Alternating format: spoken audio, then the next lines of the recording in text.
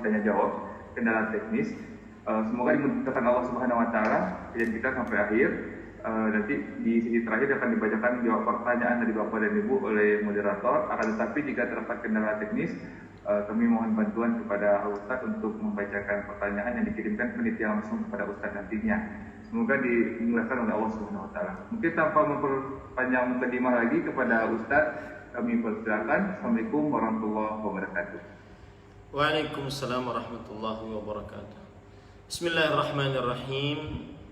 Innal hamdalillah nahmaduhu wa nasta'inuhu wa nastaghfiruh wa na'udzu billahi min shururi anfusina wa sayyiati a'malina.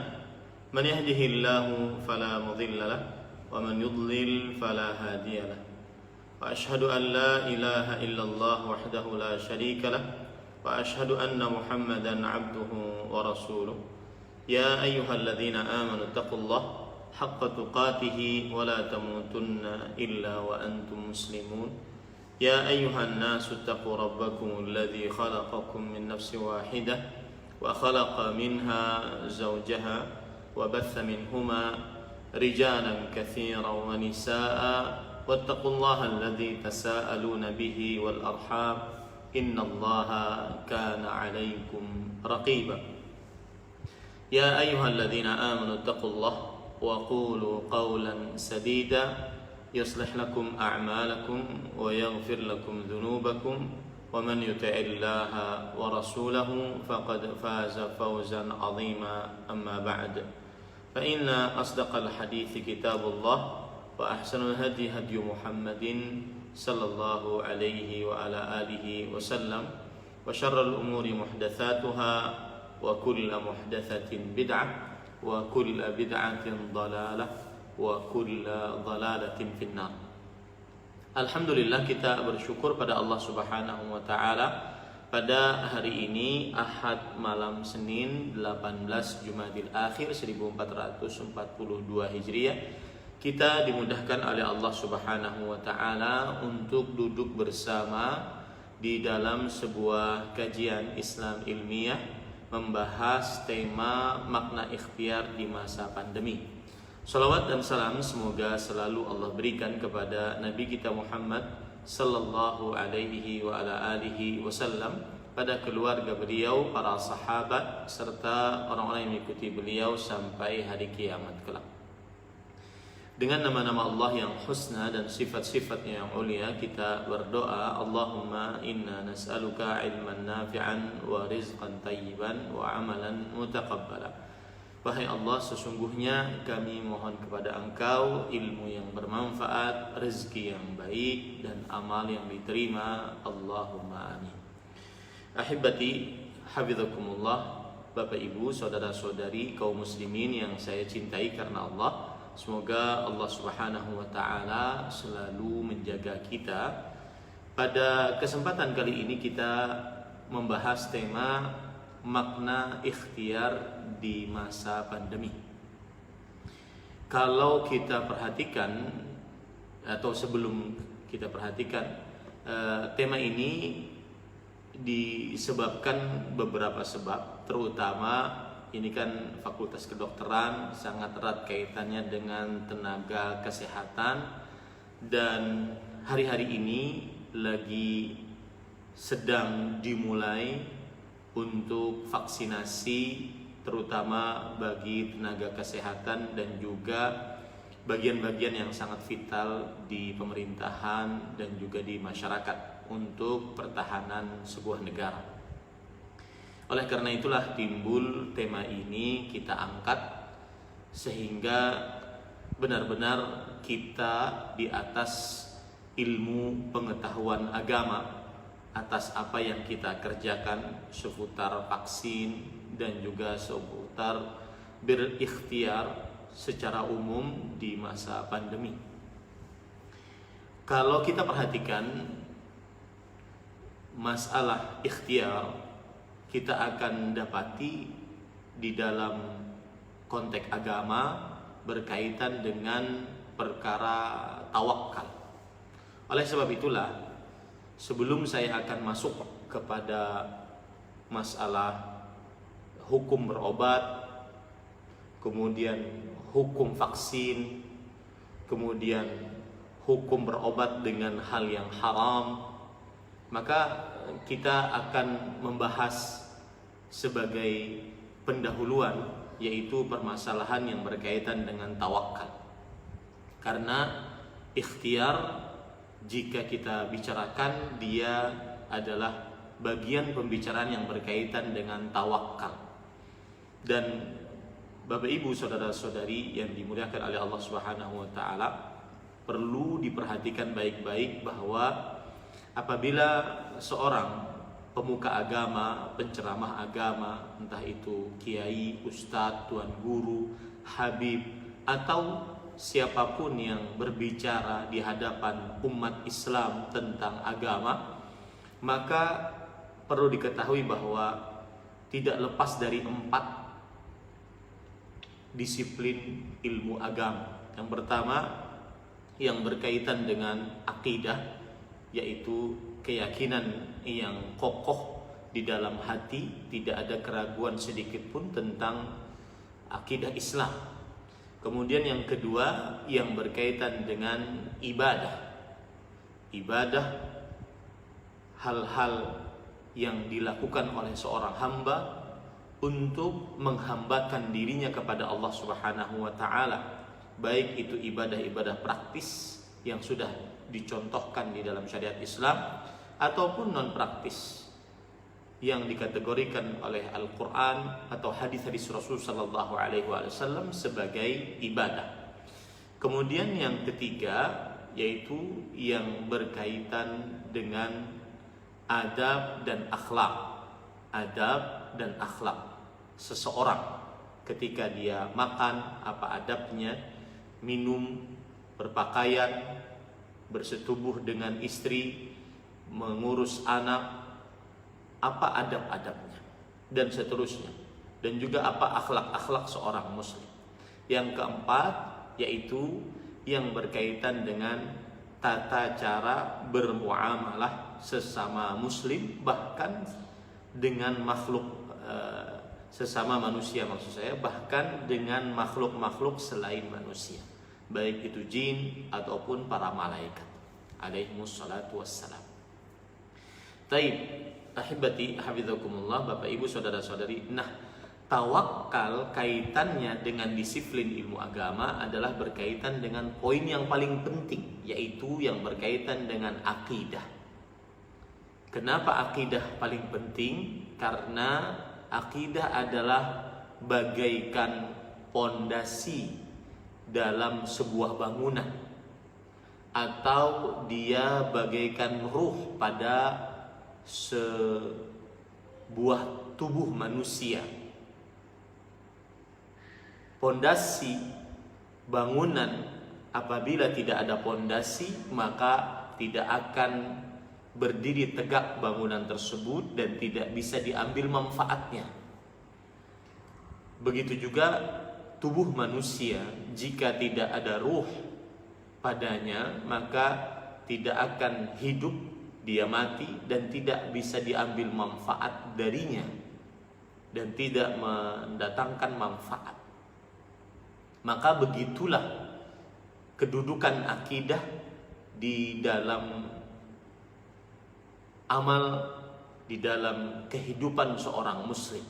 Allah Subhanahu wa taala berfirman di dalam Al-Qur'an surat Ibrahim ayat 24, alam tara kaifa daraballahu mathalan kalimatan thayyibah ka syajaratin thayyibah asluha thabit wa far'uha fis sama' tu'ti ukulaha kulla hinin bi'izni rabbiha wa yadribullahu al-amthala lin-nas la'allahum yatadhakkarun.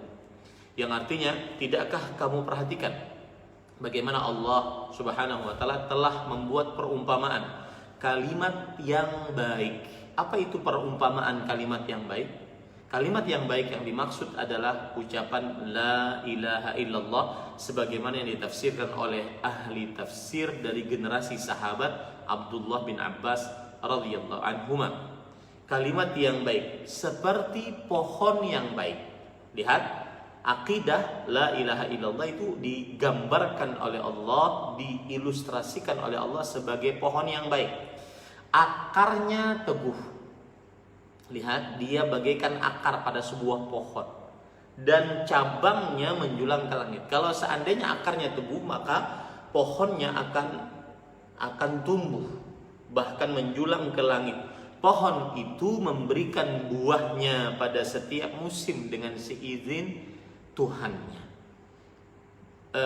Karena dia tumbuh, kemudian dia bisa menghasilkan, bisa memberikan manfaat bagi orang banyak dengan izin Allah Subhanahu wa taala. Begitulah seorang yang beriman, apabila dia berakidah yang benar, maka amal-amalnya akan tumbuh. Maka di sini faedah menarik sekali, bahwasanya terkadang kemalasan timbul itu sebenarnya sedang menurunnya akidah seorang muslim. Itu konsepnya seperti itu. Kemalasan membaca Al-Quran, terutama saya sering mengatakan di masa pandemi, yang sangat indah bagi seorang muslim adalah berteman dengan Al-Quran. Dia membacanya, dia menghafalnya, dia mendengarnya, dia mentadabburinya, dia mengamalkannya. 5 interaksi manusia dengan Al-Quran sangat-sangat indah dilaksanakan saat masa pandemi. Maka saat malas membaca Al-Quran, maka pada saat itu sebenarnya dia sedang rendah akidahnya terhadap janji-janji Allah Subhanahu wa ta'ala. Karena orang yang akidahnya kokoh, dia seperti pohon yang menjulang ke langit kemudian berbuah, diambil buahnya oleh manusia, bermanfaat. Makanya Allah di akhir ayat mengatakan, Allah membuat perumpamaan-perumpamaan itu untuk manusia supaya mereka selalu ingat. Yang malas-malasan meskipun tenaga kesehatan, malas-malasan di dalam mengerjakan ibadah-ibadah wajib, terutama salat, maka itu sebenarnya dia sedang turun akidahnya. Tas atas akidahnya, keyakinan hatinya atas janji-janji Allah Subhanahu wa taala yang Allah Subhanahu wa taala sediakan di dalam Al-Qur'an ataupun hadis dari Rasulullah sallallahu alaihi wasallam, pahala-pahala besar di dalam surganya kelak. Maka sekali lagi, Bapak, Ibu, saudara-saudari yang dimuliakan oleh Allah, pembicaraan kita ikhtiar di masa pandemi, makna ikhtiar di masa pandemi sangat erat kaitannya dengan perkara tawakal, dan tawakal bagian dari akidah seorang muslim. Bahkan perhatikan, sekarang kita masuk ke dalam poin-poin tawakal. Yang pertama, urgensi tawakal dalam kehidupan seorang muslim. Urgensi tawakal dalam kehidupan seorang muslim. Yang pertama, Sa'id bin Jubair rahimahullah. Saya sebutkan dulu urgensinya, nanti baru perkataan para ulama. Yang pertama, tawakal adalah sumber iman. Tawakal adalah sumber iman. Sebagaimana disebutkan di dalam kitab Musannaf Ibnu Abi Syaibah, perkataan seorang imam tabi'in, Sa'id bin Jubair rahimahullah. Imam tabi'in berarti beliau belajar dengan para sahabat radhiyallahu anhu. Beliau mengatakan, at-tawakkulu 'ala Allah jima'ul iman. Bertawakal kepada Allah adalah sumber keimanan. Bertawakal kepada Allah adalah sumber keimanan. Kemudian ada lagi perkataan yang menarik, urgensi tawakal yang kedua adalah tawakal kepada Allah adalah setengah iman. Tawakal kepada Allah adalah setengah iman. Bagaimana itu bisa terjadi? Coba perhatikan. Kita ini ada ayat yang hampir 17 kali sehari semalam kita baca, tetapi kadang-kadang tidak mewakili hati kita. Artinya tidak ditadaburi dengan baik. Ya, mungkin karena belum paham maknanya dengan baik, belum belajar, atau karena keseringan diucapkan akhirnya dianggap biasa. yaitu ayat yang sangat luar biasa, iyyaka na'budu wa iyyaka nasta'in. Hanya kepadamu kami beribadah, itu poin pertama dalam penghambaan diri kita kepada Allah, yaitu menegakkan ibadah kepada Allah dari mulai sholat, puasa, zakat, haji, baca Quran, berdoa, berzikir, berbakti pada orang tua, berbuat baik kepada tetangga, berkata-kata baik, beramar ma'ruf, nahi mungkar, dan seterusnya. Ya.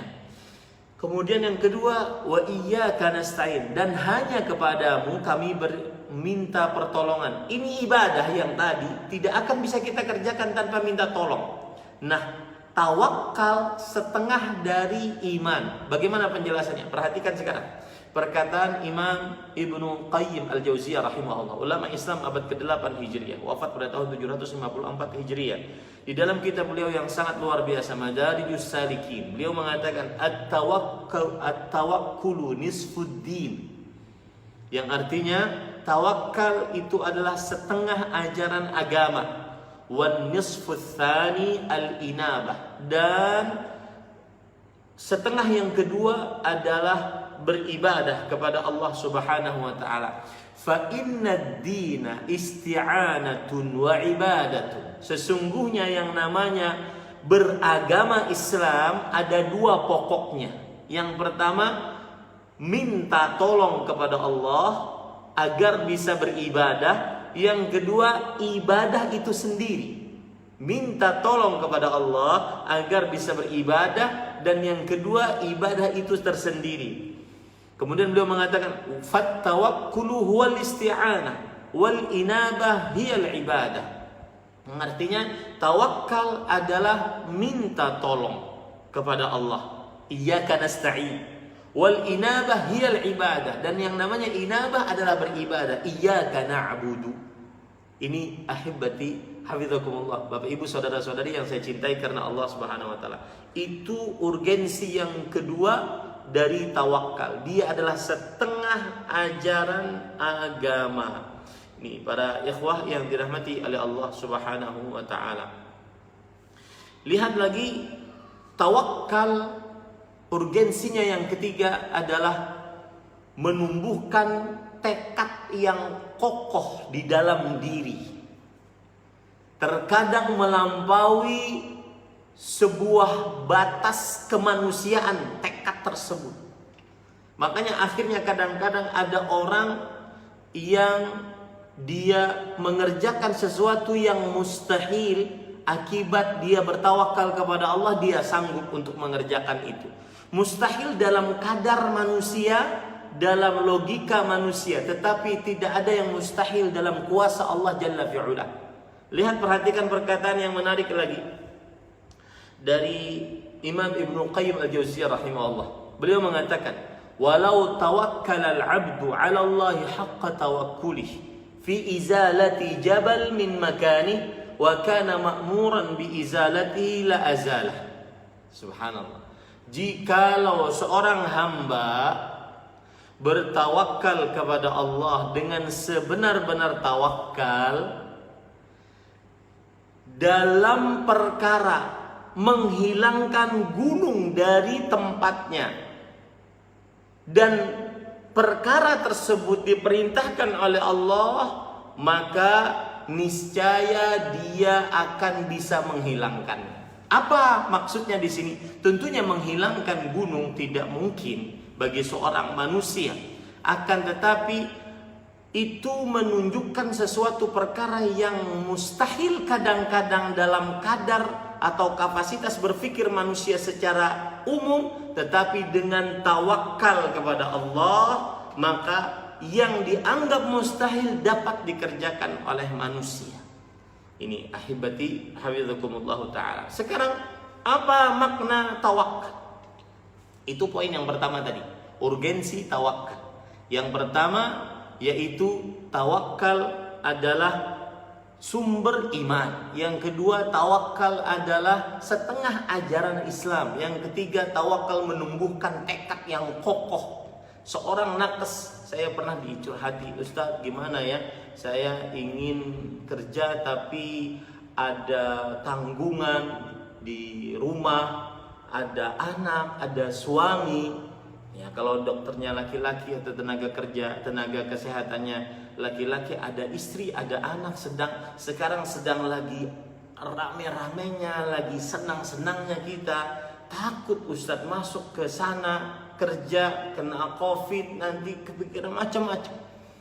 Maka ahibati hafizakumullah, dengan tawakal kepada Allah Subhanahu wa taala, perkara-perkara yang dianggap buruk niscaya akan hilang. Lihat perkataan seorang sahabat Nabi, ahli tafsir. Bahkan beliau menantang, siapa yang lebih paham tentang tafsir dibandingkan aku, yang aku bisa mendatanginya dengan onta ke sana, aku akan datangi dia. Sehingga dia tahu bahwasanya aku lebih paham tentang tafsir dibandingkan dia. Ini bukan sombong, akan tetapi menampakkan sewajarnya agar orang belajar kepada beliau.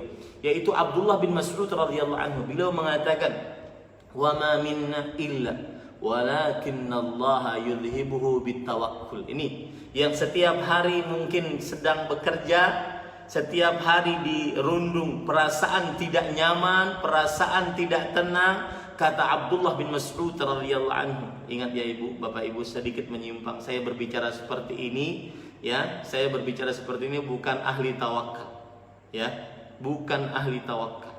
Tetapi ini adalah penyampaian ilmu. Adapun mempraktekkan pada diri sendiri ini sangat susah, sangat sulit. Saya bukan ahli tawakal, tapi kita berusaha. Mudah-mudahan dengan mempelajari ini kita bisa bertawakal. Dalam artian apa? Saya pun sering merasakan yang tidak nyaman. Lihat beliau mengatakan, wa ma minna, tidak ada di antara kita kecuali ada perasaan merasa bernasib buruk, merasa bernasib sial. Walakinallaha yadhhabuhu bitawakkul. Tetapi Allah menghilangkannya dengan cara bertawakal.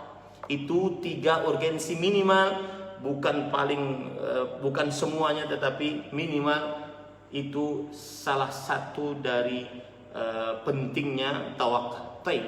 Sekarang apa sih tawakal? Secara etimologi, tawakal ada berbagai macam makna. Disebutkan di dalam Kamus Besar Bahasa Arab yang ditulis oleh Imam Ibnu Manzur dalam kitabnya Lisanul Arab. Beliau mengatakan tawakal yang pertama adalah istaslama ilaih, berserah diri kepadanya. Seorang bertawakal secara bahasa adalah dia berserah diri kepadanya. Yang kedua, idza dhaminal qiyama bihi, artinya jika dia menggabungkan dirinya dengannya. Dia menggabungkan dirinya dengannya. Ini yang kedua. Yang ketiga, i'tamada fi amrihi, jika dia menyandarkan dirinya kepadanya. Tadi menyerahkan diri, kemudian bergabung dengannya, kemudian bersandar kepadanya. Kemudian yang keempat, para ikhwan yang dirahmati oleh Allah Subhanahu wa taala, yaitu izharul ajz wal i'timad 'alal ghair. Apa artinya? Memperlihatkan kelemahan dan bersandar kepadanya. Jika kita berbicara tentang konteksnya bertawakal kepada Allah, berarti kita berserah diri kepada Allah, menggabungkan kekuatan kepada Allah. La haula wala quwwata illa billah. Ya, kemudian setelah itu seseorang bersandar kepada Allah Subhanahu wa taala. Yang keempat yaitu memperlihatkan diri ini lemah, diri ini fakir, diri ini hina, rendah. Yang kuat hanya Engkau ya Allah, yang perkasa hanya Engkau, yang kuasa hanya Engkau. Dan itu yang paling disukai oleh Allah. Saya berpesan untuk diri saya pribadi sebelum Bapak Ibu saudara-saudari sekalian, coba belajar saat kita berdoa kepada Allah, terutama saat sujud, saat sholat sendirian. belajar berlezat-lezat dengan lisan dan hati menghinakan diri kepada Allah. Doa yang sangat indah dari Rasulullah sallallahu alaihi wasallam. Allahumma anta rabbi wa ana 'abduk wa ana 'ala ahdika wa wa'dika mastata'tu. Abu'u laka Allahumma anta rabbi wa ana 'abduk wa ibnu 'abdik wa ibnu amatik nasiyati biyadik madin fiya hukmu adlun fiya qada'u. Ya Allah, Engkau adalah Tuhanku, aku adalah hambamu. Aku budakmu dan anak dari budakmu, orang tua kita.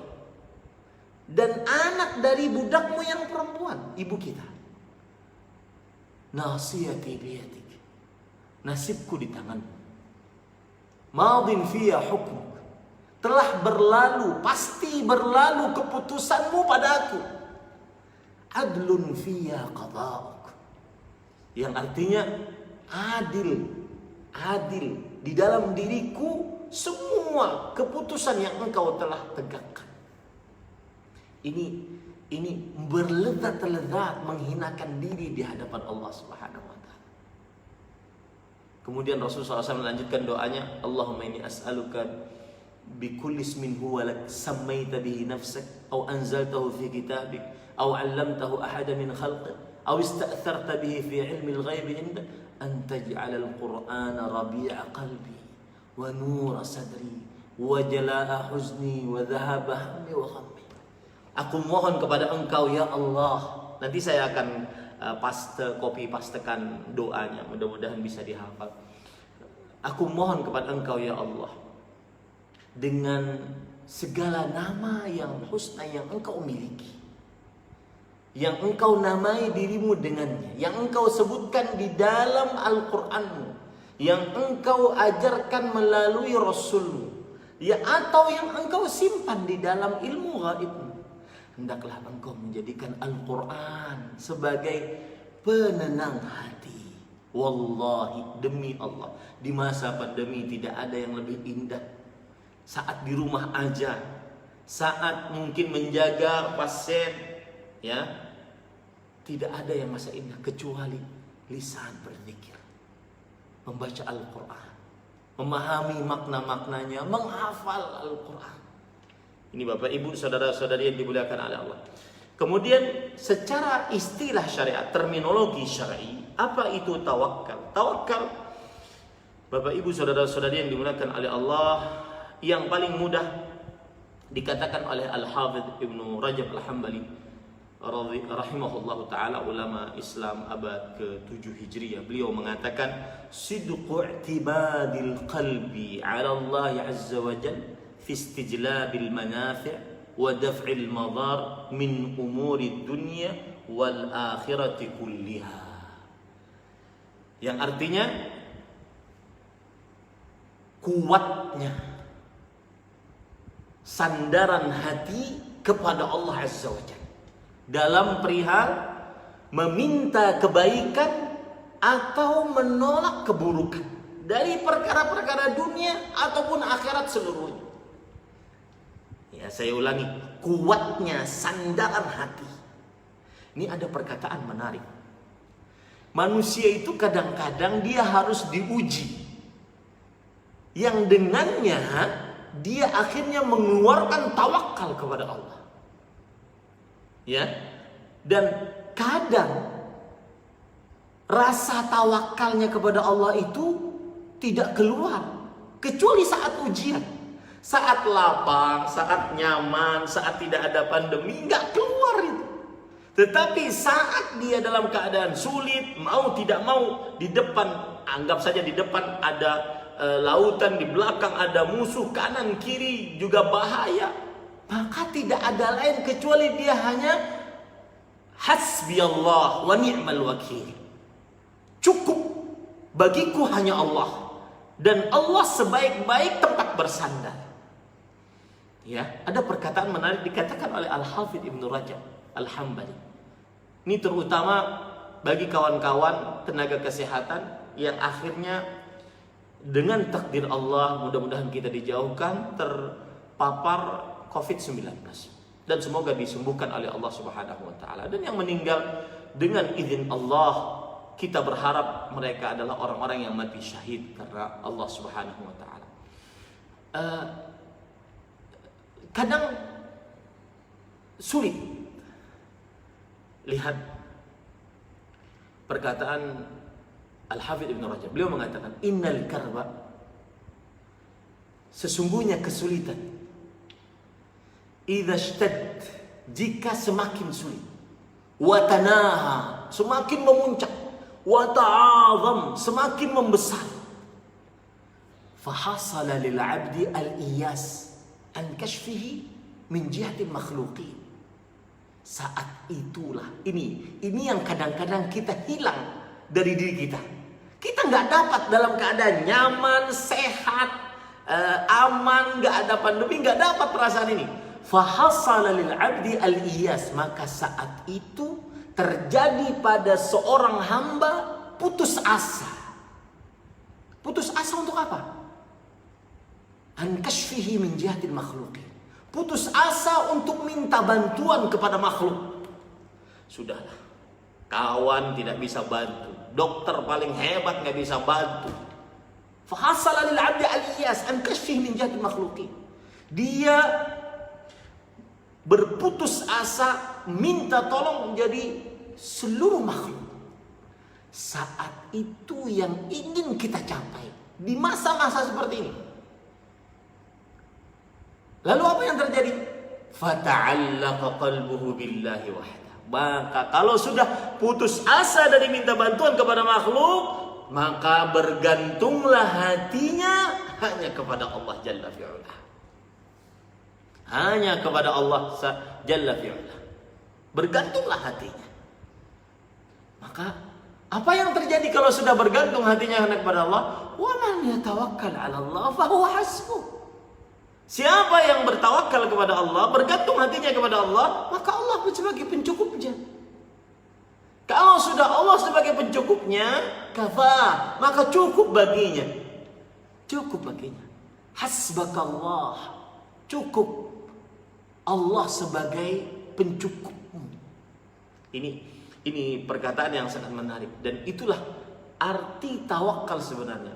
Kuatnya sandaran hati kepada Allah untuk meminta kebaikan, menahan keburukan dari perkara dunia ataupun akhirat seluruhnya. Ditambahkan lagi dengan kata-kata yang menarik dikatakan oleh Imam Ibnu Utsaimin rahimahullah, ulama Islam abad ke-15 Hijriah, baru meninggal 20-an tahun yang lalu. Beliau mengatakan ma'a fi'lil asbab allati amarallahu biha, dengan mengerjakan sebab-sebab yang Allah Subhanahu wa taala perintahkan dengannya. Nah, ini nanti masuk masalah ikhtiar. Ya. Mengerjakan sebab 3M. Pakai masker, mencuci tangan, menjaga jarak, ya. Ma'afilil asbab, mengerjakan sebab yang diperintahkan Allah Subhanahu wa taala dengannya. Baik. Kemudian ahibati hafizakumullah taala. Sekarang poin yang ketiga. Urgensi tawakal sudah, pengertian tawakal sudah, kemudian poin yang ketiga. Hal yang berkaitan dengan tawakal, apakah bersandar dengan Allah Subhanahu wa taala sekuat-kuatnya atau yang disebut dengan tawakal itu sama dengan pasrah? Kalau bahasa Arabnya tawakkal, tawakkala yatawakkalu, tawakkulun, bertawakal. Kalau pasrah tawakkala yatawakkalu, tawakkulun. Apakah sama antara tawakal kepada Allah dengan pasrah, modal nekat, sudahlah, jalan? Seperti diceritakan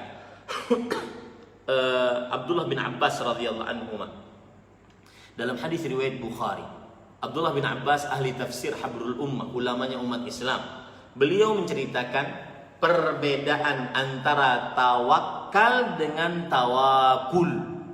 Ya, kalau tawakal ta waw kaf, kafnya ada tasdid, tawakkulun. Tawakkala.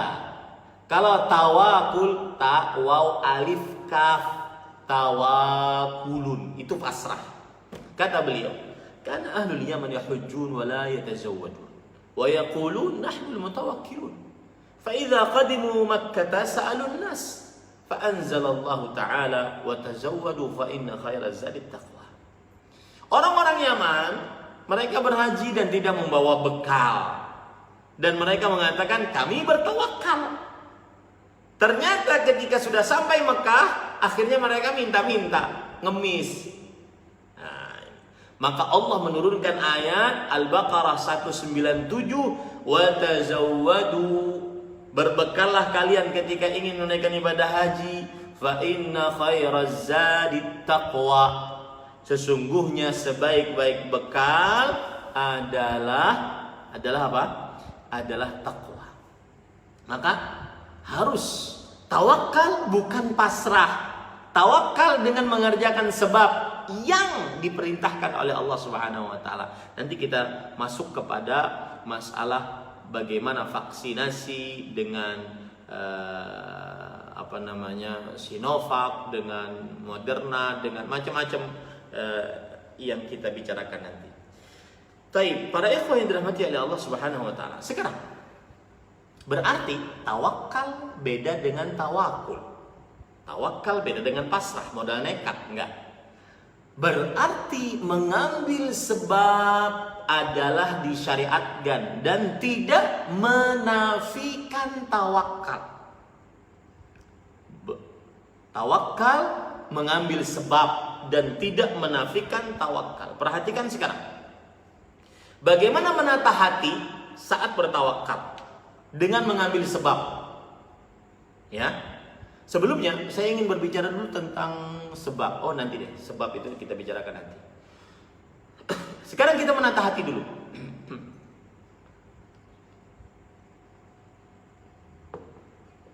Beliau mengatakan, Imam Ibnu Qayyim Al-Jauziyah rahimahullah, dalam kitab beliau Al-Fawaid, beliau mengatakan sirrut tawakkuli wa haqiqatuhu huwa, rahasia dan hakikat tawakal adalah i'timadul qalbi 'ala Allah wahdah, bersandarnya hati kepada Allah semata. Fala yadurruhu, maka tidak membahayakannya, mubasyaratul asbab, langsung mengerjakan sebab. Tawakal tidak menafikan pengerjaan sebab. Ma'khuluwil qalbi minal i'timadi 'alaiha warrukuni ilaiha. Tapi dengan syarat hati harus kosong dari bersandar kepada sebab. Contoh-contoh sebab diantaranya obat, diantaranya vaksin, di antaranya baju perang yang dipakai oleh Nabi Muhammad SAW, nanti akan saya jelaskan. Ya, dengan syarat harus kosong hati dari bersandar kepada sebab dan menjadi tumpuan kepada sebab. Enggak, harus kosong. Ya, saya ulangi, rahasia dan hakikat tawakal adalah bersandarnya hati kepada Allah semata.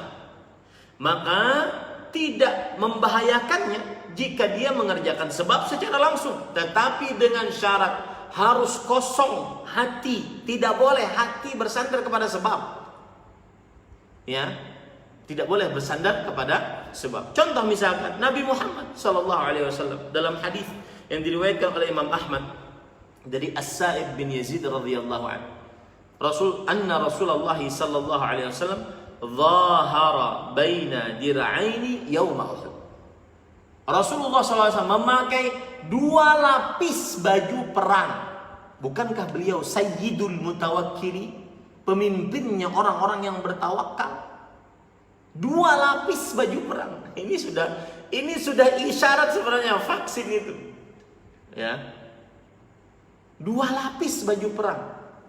Ini 2 kali kan, ada 2 periode kan vaksin kalau saya baca berita baca itu. Yauma Uhud 2 lapis pakai baju perang pada peperangan Uhud.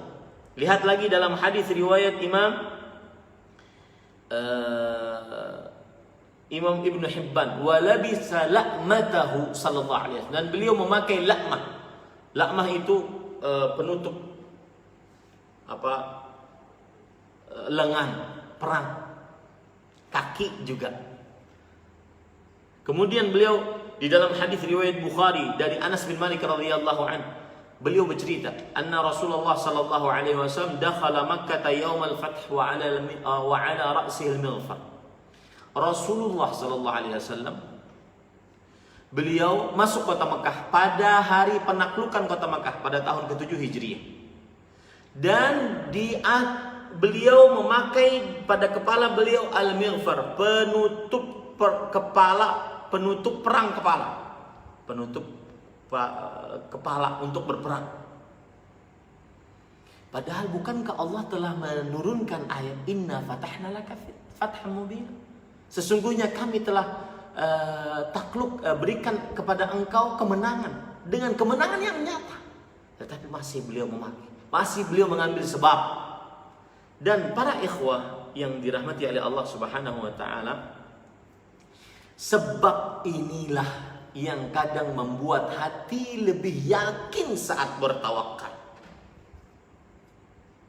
Saya ulangi, sebab inilah yang kadang membuat hati lebih yakin saat bertawakal. Lihat sekarang bagaimana pengambilan sebab dibarengi dengan keyakinan. Dalam hadis riwayat Imam Tirmidzi dari Umar bin Khattab radhiyallahu anhu, Rasul sallallahu alaihi wasallam bersabda, "Lau annakum tawakkaluna 'ala Allahi haqqa tawakkul, la razaqakum kama yarzuqut tayra taghdu khimasan wa taruhu bidhanan." Jikalau kalian, ini terutama hadis ini, sebelum saya artikan, hadis ini sangat indah, terutama di masa-masa sulit seperti sekarang pandemi COVID-19, sulit pendidikan, sulit ekonomi, sulit bernafas di balik masker, sulit bergerak, sulit pokoknya. Lihat, terutama masalah ekonomi ini. Lau annakum tawakkaluna 'ala Allah. Jikalau kalian bertawakal kepada Allah dengan sebenar-benar tawakal. Di sini ada perkara menarik. Kuntum tawakkalun. Kana fi'il madhin naqis. Past tense yang kurang. Apabila setelahnya fi'il mudhari' yadullu 'ala al-istimrar. Setelahnya kata present tense, maka itu menunjukkan kepada langsung dan terus menerus. Jikalau kalian terus menerus bertawakal kepada Allah dengan sebenar-benar tawakal. Lihat, harus terus menerus, nggak boleh hanya sesaat, tidak, terus menerus dengan sebenar-benar tawakal. Bagaimana sebenar-benar tawakal? Nanti kita akan ceritakan. La razaqakum, maka hasilnya, manfaatnya sungguh langsung Allah pasti. Oh subhanallah. La itu adalah lam taukid dalam bahasa nahwu, yaitu lam untuk penekanan. Razaqa past tense. Apabila past tense diletakkan dalam jawaban sebuah syarat menunjukkan keniscayaan, pasti. La razaqakum, sungguh pasti Allah akan memberikan rezeki kepada kalian sebagaimana burung memberikan rezeki, Allah memberikan rezeki kepada burung. Tapi dengan syarat taghdu khimasan, keluar dulu di pagi hari dalam keadaan perut kosong, kemudian keluar pulang dalam keadaan di sore hari dalam keadaan perut sudah terisi, bahkan bawa bekal untuk anak-anaknya yang di sarangnya. Coba perhatikan hadis ini baik-baik. Indahnya Rasulullah SAW ketika menganalogikan seekor burung dengan orang yang mencari rezeki dari manusia. Burung, apa keadaannya? Bagaimana keadaannya? Cuma punya satu paruh, dua kaki. makanannya terbatas, biji-bijian, ulat-ulatan. Bedakan dengan manusia. Tetapi dengan begitu dia benar-benar bertawakal. Keluar. Dan burung belum terdaftar sebagai alumni Fakultas Kedokteran Universitas Indonesia, sehingga diangkat menjadi dokter di sebuah rumah sakit. Belum punya klinik. Burung tidak terdaftar sebagai PNS. Tahudu khimasan, dia keluar aja, jalan nyari. Taruhu bitana, pasti langsung la razaqakum, pasti langsung Allah Subhanahu wa taala berikan rezeki. Ini tawakal. Ini para ikhwan yang dirahmati. Dan hadis ini subhanallah saya rasakan waktu itu saya diundang ke Brunei, kemudian mengisi kajian, saya tinggal di samping masjid.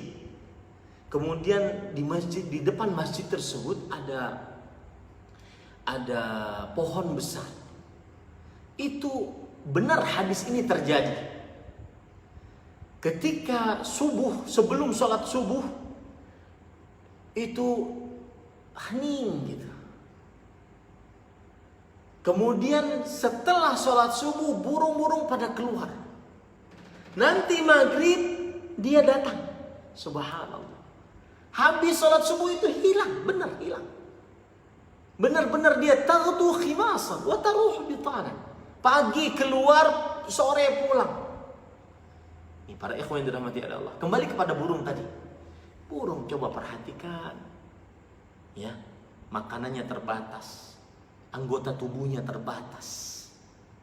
Tetapi bagaimana Allah memberikan rezeki kepada dia?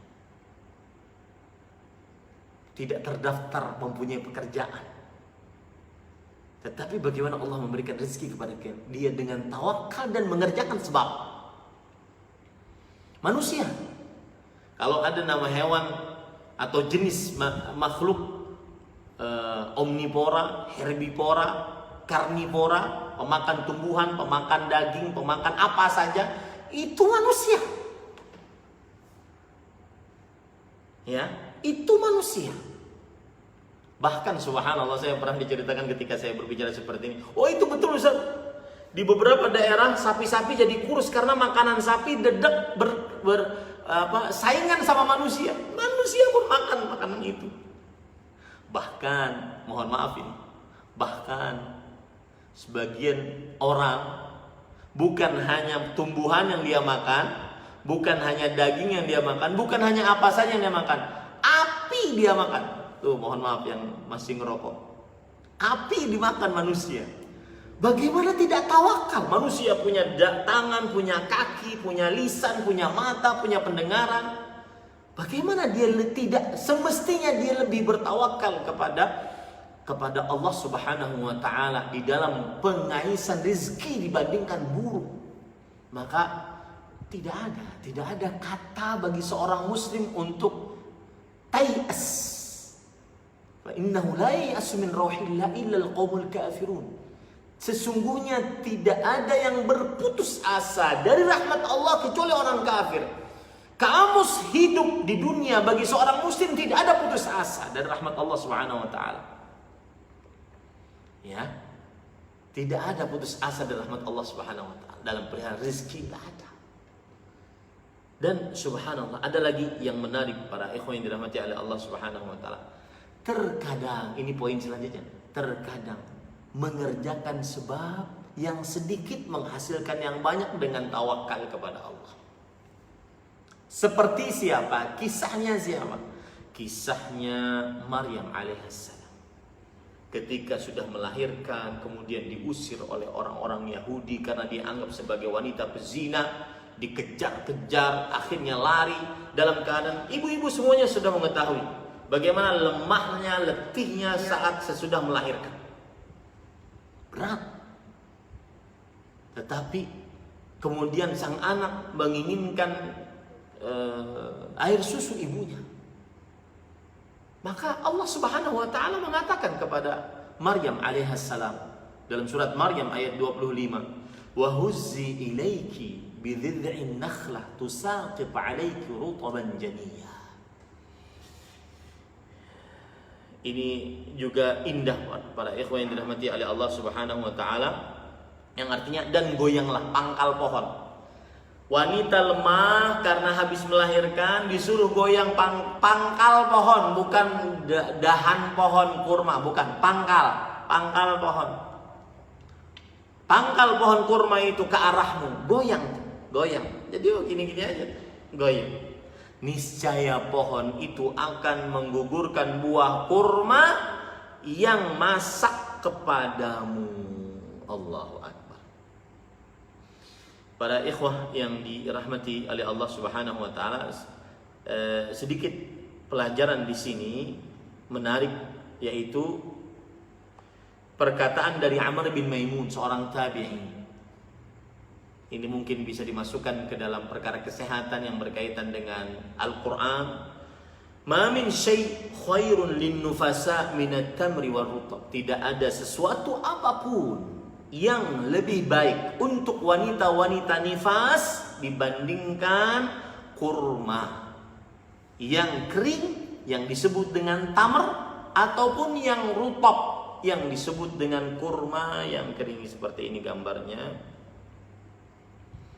Saya punya gambar, dan ini salah satu nikmat di zaman sekarang, belajar agama bisa sudah ada gambarnya, maka kita perlihatkan. Ini rutab namanya, ya. Kemudian ini kurma namanya, ya, kurma yang sudah kering, ya.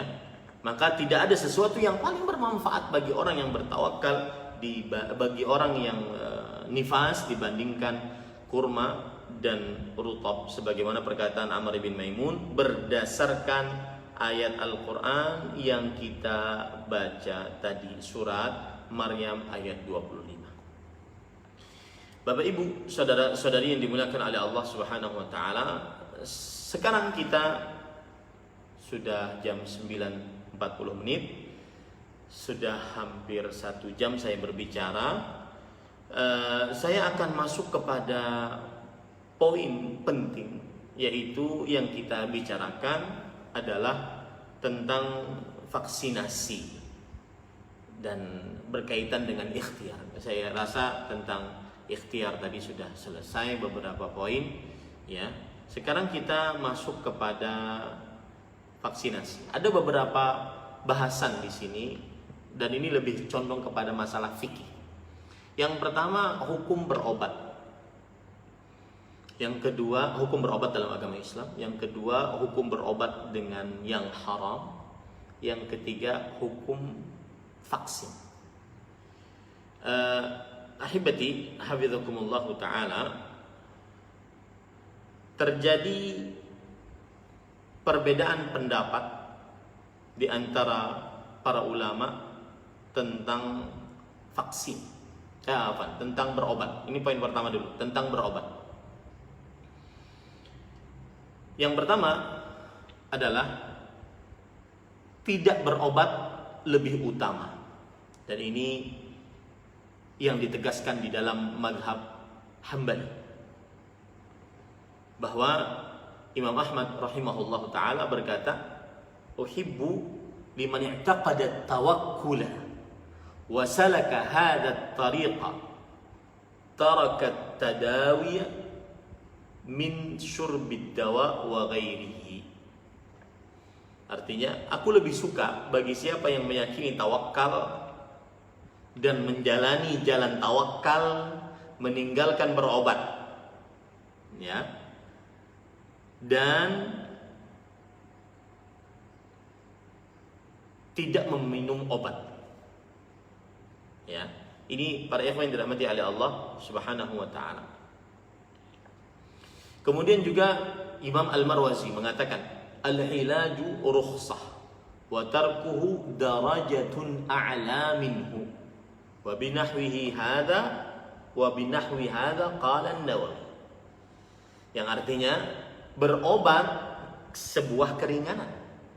Meninggalkan berobat adalah derajat yang lebih tinggi darinya. Dan dengan pendapat seperti ini, adalah yang dikatakan oleh Imam An-Nawawi rahimahullahu ta'ala. Mereka memiliki sebab.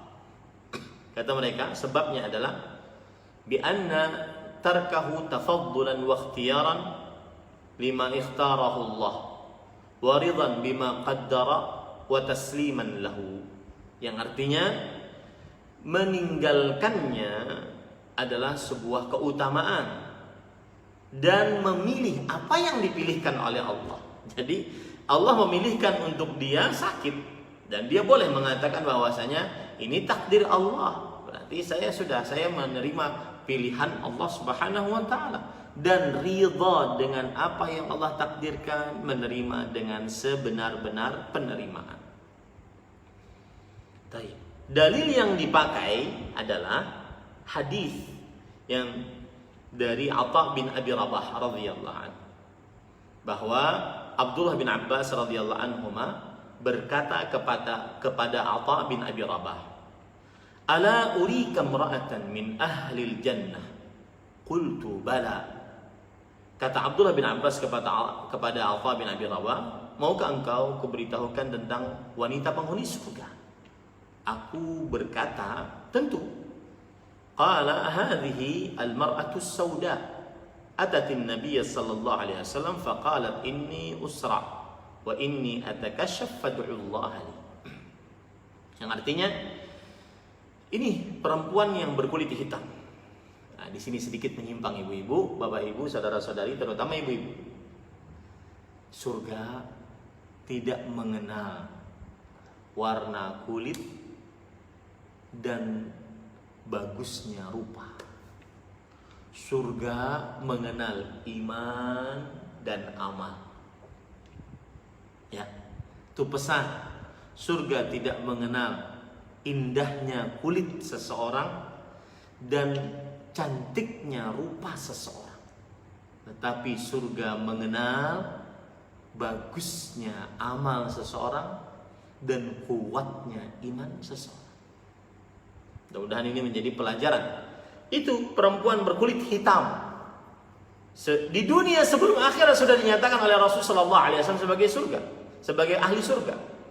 Dia pernah mendatangi Rasulullah SAW, kemudian ia berkata, "Wahai Rasulullah, aku usra." Usra di sini bisa dikatakan dia punya penyakit epilepsi ataupun kesurupan. Dan setiap kali aku usra, maka aku terbuka auratku. Nah, di sini pelajaran menarik para ikhwan. Liciknya syaitan saat-saat sempit masih suka-sukanya membuka aurat bagi perempuan. Ya, ini para ikhwan. Fad'ullah. Maka wahai Rasulullah, berdoalah kepada Allah untukku agar aku sembuh dari penyakit usra' tadi. Entah kesurupan, entah epilepsi yang semisal dengannya. Dan agar tidak terbuka aurat. Jadi tujuan beliau minta kepada Rasulullah SAW agar disembuhkan, agar tidak terbuka auratnya. Ini pelajaran luar biasa dari seorang perempuan berkulit hitam. Makanya menutup aurat bukan karena kecantikan, tetapi karena syariat Islam yang memerintahkan para wanita muslimah untuk menutup aurat. Ya. Fad'ullah li. Maka berdoalah engkau kepada Allah, wahai Rasulullah SAW, untukku. Maka Rasulullah SAW menjawab, "In syi'ti sabarti walakil jannah." Jika engkau suka, engkau bisa bersabar dan bagimu surga. Lihat, sabar dan bagimu surga. Ini pendapat Imam Ahmad. Sabar bagimu surga. Wa in syi'ti da'utu Allah an yu'afiki. Jika engkau mau, aku akan berdoa kepada Allah. Semoga Allah mengabulkan doaku dan menyembuhkan engkau. Faqalat. Maka wanita ini mengatakan, "Asbir, kalau begitu aku bersabar." Nah, inilah Ini pelajaran menarik juga. Generasi tiga generasi terbaik para salaf saleh, para sahabat, para tabi'in, para tabi'ut tabi'in, salah satu cita mereka adalah bagaimana selamat setelah kematian. Ya, makanya beliau mengatakan sabar karena janjinya surga. Faqalat inni atakashaf fad'ullaha alla atakashaf fad'ala. Tapi wahai Rasulullah, auratku terbuka. Engkau tidak mendoakan aku agar sembuh, tapi auratku tetap terbuka. Bagaimana? Maka doakan agar aku tidak terbuka aurat. Ini pelajaran menarik. Sebenarnya beliau punya alasan. Kalau auratnya terbuka tidak berdosa, karena beliau dalam keadaan tidak sadar. Tetapi tetap sebagai seorang wanita muslimah, saya sering mengatakan, tidak ada sesuatu yang paling berharga bagi wanita muslimah setelah akidahnya selain auratnya, kesuciannya, kemaluannya. Itu yang paling berharga bagi wanita muslimah. Kalau sudah terenggut kesuciannya, kemaluannya, maka sudah tidak ada harganya lagi. Makanya beliau berdoa, aku terbuka auratku, doakan agar tertutup. Maka Rasulullah SAW pun mendoakannya. Para ikhwan yang dirahmati oleh Allah Subhanahu wa taala, mereka juga pendapat Imam Ahmad juga berdalil bahwasanya para sahabat, para tabi'in belum berobat. Bahkan sebagian dari mereka memilih sakit, seperti Ubay bin Ka'ab, Abu Dzar radhiyallahu anhuma. Dan dengan sikap mereka seperti ini tidak ada yang mengingkari. Nah, pendapat yang kedua adalah berobat disyariatkan. Ini pendapat yang kedua, dan ini pendapat jumhur. Jumhur artinya mayoritas ulama, disyariatkan. Ya. Kenapa demikian? Karena mereka menganggap bahwa menjaga nyawa salah satu maksud dan tujuan dari syariat Islam. Di sana ada 5 maksud tujuan syariat Islam. Yang pertama, menjaga nyawa. Yang kedua, menjaga agama. Yang ketiga, menjaga harta. Yang keempat, menjaga kehormatan. Yang kelima, menjaga akal. Ya. Makanya rokok diharamkan karena dia bertentangan dengan tujuan dari syariat Islam, karena terbukti rokok membunuhmu. Taib, para ikhwan yang dirahmati oleh Allah, dan dalil yang disebutkan oleh para jumhur ulama banyak, di antaranya Al-Qur'an surah An-Nahl ayat 69. Allah Subhanahu wa taala berfirman, fihi syifaa'un linnas, tentang madu. Di dalam madu terdapat obat bagi manusia. Kemudian juga dalam hadis yang dari Abu Darda radhiyallahu anhu, Rasulullah SAW bersabda, innallaha anzala ad-da' wad-dawa wa ja'ala likulli da'in dawa'an fatadawaw wa la tadawaw biharam. Sesungguhnya Allah menurunkan penyakit dan obat, dan menjadikan setiap penyakit pasti ada obatnya. Maka berobatlah wahai hamba Allah, dan janganlah kalian berobat dengan yang haram. Nah, ini sebenarnya ada isyarat vaksin. Setiap penyakit pasti ada obatnya. Ya, setiap penyakit pasti ada obatnya. Dalam hadis Usamah bin Syarik radhiyallahu anhu, beliau berkata, qalatil Arab ya Rasulullah ala natadawa. Wahai Rasulullah, apakah kita tidak berobat? Rasulullah SAW mengatakan, na'am ya ibadallah tadaw. Iya wahai hamba Allah, silahkan berobat. Fa inna Allah lam yadha' da'an illa wada'a lahu shifaan, atau qala dawa'an illa da'an wahidan. Qalu ya Rasulullah wa ma hu? Qala al-haram. Sesungguhnya Allah tidak meletakkan penyakit kecuali meletakkan untuknya pengobatannya, penyembuhannya, kecuali satu penyakit. Para sahabat bertanya, apa itu wahai Rasulullah sallallahu alaihi wa ala alihi wasallam? Beliau mengatakan kematian. Wallahu alam, para ikhwan yang dirahmati oleh Allah, bahwa berobat disyariatkan. Selesai permasalahan pertama ya. Sekarang para ikhwan yang dirahmati oleh Allah Subhanahu wa taala, permasalahan selanjutnya. yaitu berobat dengan sesuatu yang haram. Maka jawabannya, para ikhwah yang dirahmati oleh Allah Subhanahu wa taala, berobat dengan sesuatu yang haram diharamkan. Diharamkan. Karena Rasulullah sallallahu alaihi wasallam tadi bersabda, "Wala tadawau biharam." Janganlah kalian berobat dengan sesuatu yang haram. Ya. Dengan sesuatu yang haram. Dan Allah tidak menjadikan pengobatan pada sesuatu yang diharamkan oleh Allah Subhanahu wa taala. Allah tidak menjadikan pengobatan pada sesuatu yang diharamkan oleh Allah Subhanahu wa taala. Nah, sekarang masuk kepada poin yang ketiga, yaitu adalah hukum vaksin. Maka para ikhwan yang dirahmati oleh Allah Subhanahu wa taala, hukum vaksin kita lihat dari materi yang dipakai atau zat yang dipakai dalam vaksin tersebut, dan dia berbagai macam bagian.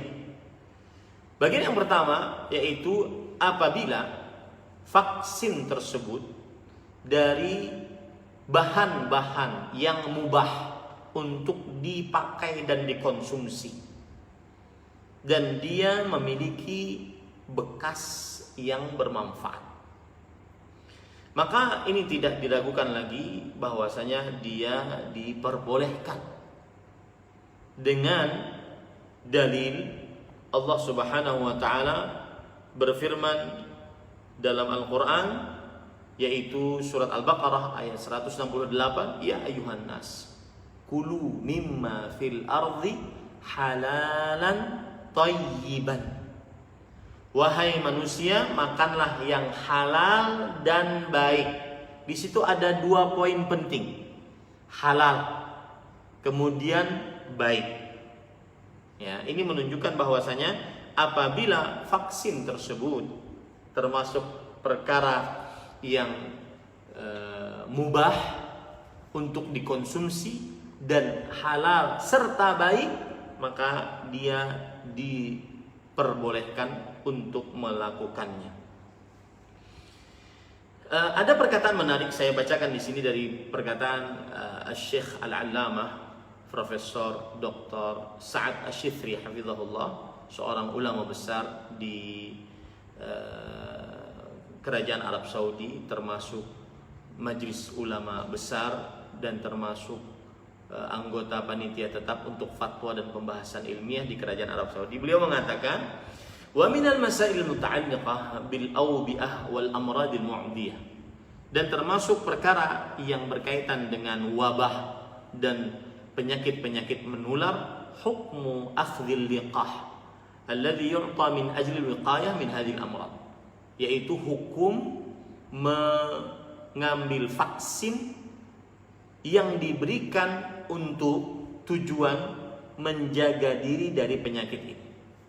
Maka beliau mengatakan al-liqahu alladhi yu'ta ala naw'ain, bahwa vaksin yang diberikan itu ada dua macam. An-naw'ul awwal ma 'urifa atharuhu bit-tajribah annahu yaqi bi'iznillah min hadzal marad, bahwasanya apa saja yang diketahui, dimaklumi pengaruhnya dengan percobaan, bahwa dia menjaga dengan izin Allah dari penyakit ini. Wa mithlu hadza lahu ahkamul ilaj wa huwa naw'un min anwa'il ilaj. Maka ini masuk ke dalam proses seperti berobat. Jadi vaksin sama dengan berobat. Wa dzalika lidukhulihi fi qoulihi sallallahu alaihi wasallam tadawaw. Ini masuk ke dalam hadis Rasul sallallahu alaihi wasallam, berobatlah, fayakhudhu hukmat tadawi, maka dia mengambil hukum berobat. Ini para ikhwan yang dirahmati oleh Allah Subhanahu wa taala. Wa ba'dul fuqaha istashkala akhdhal liqah وقال إن هذا اللقاح مرض مخفف ينقل إلى الجسد ليتمكن الجسم من محاربة المرض الثقيل ليتعود البدن على مقاومة المرض. Kata sebagian ahli fikih mempermasalahkan ini pendapat yang kedua. Sebagian ahli fikih mempermasalahkan masalah pengambilan vaksin ini. Sebagian mereka mengatakan bahwa yang namanya vaksin adalah penyakit ataupun entah itu kuman, saya takut bahasanya salah, yang jelas dia sesuatu yang berbahaya dimasukkan ke dalam badan, kemudian untuk melawan yang penyakit yang ada dalam tubuh tersebut, agar badan terbiasa melawan penyakit tersebut, Maka mereka mengatakan fakaifa nastajizu idkhal maradin ila jasad. Bagaimana kita membolehkan memasukkan penyakit ke dalam tubuh? Maka Syekh mengatakan wal azhar anna hadzal amal la haraja fi bal huwa minal qurubat. Bahkan perkara ini tidak mengapa, bahkan dia termasuk daripada mendekatkan diri kepada Allah Subhanahu wa taala. Li'anna idkhal ad-darar huna la yatarattabu alaihi darar. Karena memang tidak boleh membahayakan diri. Wala tulqu bi aydikum ila tahlukah. Jangan sampai engkau membahayakan dirimu dengan tanganmu sendiri.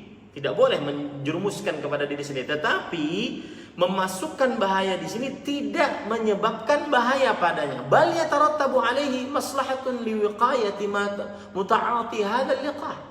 Tetapi bahkan dia mengkonsekuensikan orang yang mengambil vaksin ini dengan sudah teruji dan semisalnya untuk menjaga dirinya dari penyakit ini.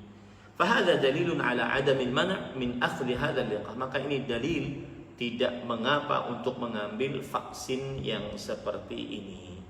Ini para ikhwan yang dirahmati oleh Allah Subhanahu wa taala. Kemudian yang kedua, yaitu yang di dalamnya terdapat perkara yang mubah. Dalam vaksin itu perkara mubah tetapi menyebabkan bahaya untuk tubuh lebih besar dibandingkan manfaat yang dirasakan oleh tubuh. Bahkan mungkin tidak ada manfaat sama sekali. Jadi bahannya mungkin dia mubah, halal, tetapi tidak thayyib. Nah, makanya saya katakan tadi harus thayyib untuk tubuh. Makanya kan kalau saya baca-baca ada vaksin yang khusus 18 sampai 40-an sampai 60-an yang setelah itu tidak boleh atau yang semisalnya. Mungkin Bapak Ibu lebih tahu daripada saya.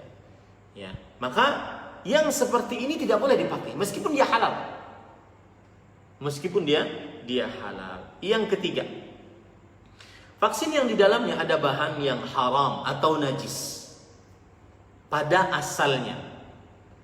Akan tetapi sudah dibuat sedemikian rupa dan dicampur dengan bagian-bagian yang lain, akhirnya merubah namanya dan sifatnya menjadi sesuatu yang mubah, yang disebut di dalam bahasa agama yang disebut dengan istihalah.